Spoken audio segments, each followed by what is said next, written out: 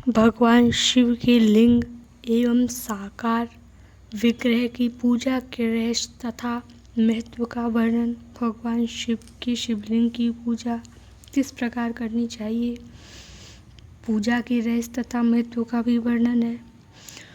जो श्रवण, कीर्तन और मनन इन तीनों साधनों के अनुष्ठान में समर्थ न हो, वह भगवान शंकर के लिंग एवं मूर्ति की स्थापना करके नित्य उसकी पूजा करे, जो संसार सागर से पार हो सकता है।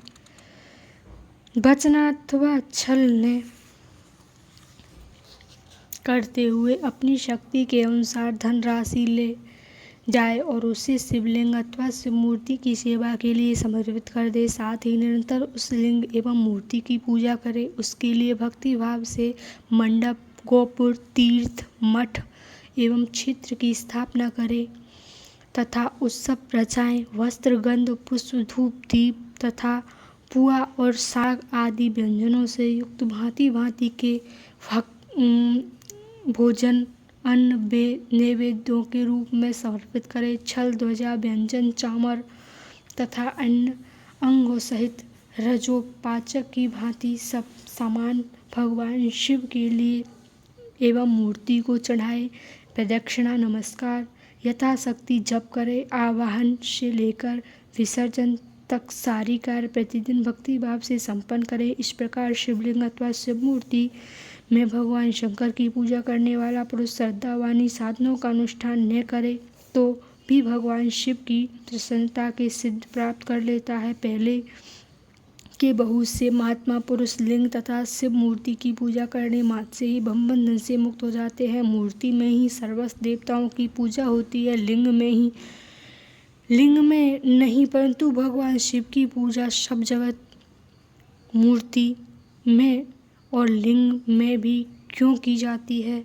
मुनीश्वरों, तुम्हारा यह प्रश्न तो बड़ा ही पवित्र और अत्यंत अद्भुत है। इस विषय में महादेव जी ही इस विषय में महादेव जी की वक्ता हो सकते हैं, दूसरा कोई पुरुष नहीं, कभी और कहीं भी इसका प्रतिपादन नहीं कर सकता।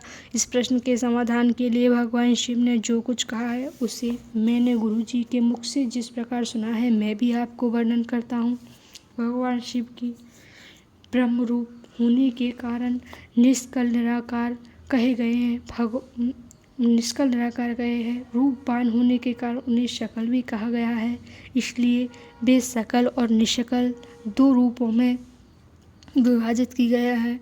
निराकार होने के कारण ही उनकी पूजा का आधारभूत लिंग भी निराकार ही प्राप्त हुआ है, अर्थात शिवलिंग शिव के निराकार स्वरूप का प्रतीक है। इसी तरह शिव में शकल का साकार होने के कारण उनकी पूजा का आधारभूत निग्रह साकार प्राप्त होता है, अर्थात शिव का साकार निग्रह उनके साकार स्वरूप का प्रतीक होता है। सकल और अकल समस्त अंग आकार सहित साकार और अंग आकार से सर्वदा रहित निराकार रूप से होने से ही ब्रह्म शुद्ध से कहे जाने वाले परमात्मा है। यही कारण है कि सब लोग लिंग निराकार और मूर्ति साकार दोनों में ही सदा भगवान शिव की पूजा करते हैं। शिव से ही भिन्न जो दूसरे देवता हैं वे साक्षात ब्रह्मा नहीं है, इसलिए कहीं भी उनके लिए निराकार लिंग नहीं उपलब्ध होता। पूर्व काल में विद्वान ब्रह्मपुत्र सनत कुमार मुनि मंदराचल पर्वत नंदीकेश्वर से इसी प्रकार का प्रश्न किया था। भगवान शिव ने भिन्न भिन्न जो देवता हैं उन सब की पूजा के लिए सर्वथा प्राप्त वेद मूर्ति मात्र ही अधिक संख्या में देखा और सुना जाता है। केवल भगवान शिव की पूजा में लिंग और वैर दोनों का उपयोग देखने में आता है। अतः कल्याण में नंदीकेश्वर इस विषय में जो तत्व की बात हो उसे मुझसे इस प्रकार बताइए जिससे अच्छी तरह समझ में आ जाए। निष्पाप ब्रह्म कुमार, आपके इस प्रश्न का हम जैसे लोगों के द्वारा कोई उत्तर नहीं दिया जा सकता, क्योंकि यह गोपनीय विषय है और लिंग साक्षात ब्रह्म का प्रतीक है। तथापि आप शिव भक्त हैं, इसलिए इस विषय में भगवान शिव ने जो कुछ बताया उसे मैं आपके समक्ष कहता हूँ।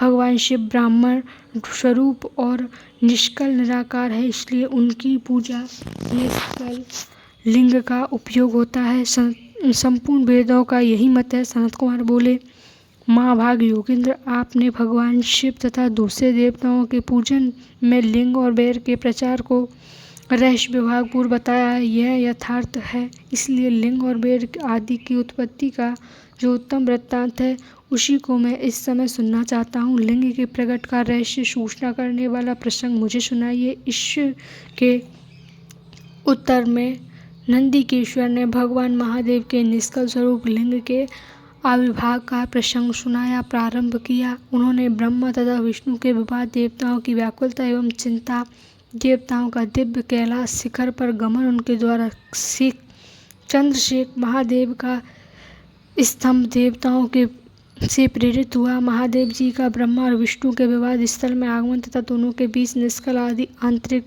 भीषण अग्नि स्तंभ के रूप में उनका अभिभाग आदि प्रसंगों की कथा कही। तदंतर श्री ब्रह्मा विष्णु दोनों के द्वारा उस ज्योतिषमय स्तंभ की ऊंचाई और गहराई तथा लेने की चेष्टा एवं केत की पुष्प के श्राप वर्णन आदि के प्रश्न भी मैंने सभी आपको भांति भांति से सुनाए हैं और आगे भी सुनाती रहूँगी। जय भोलेनाथ। मैं आगे की कथा अगली वीडियो में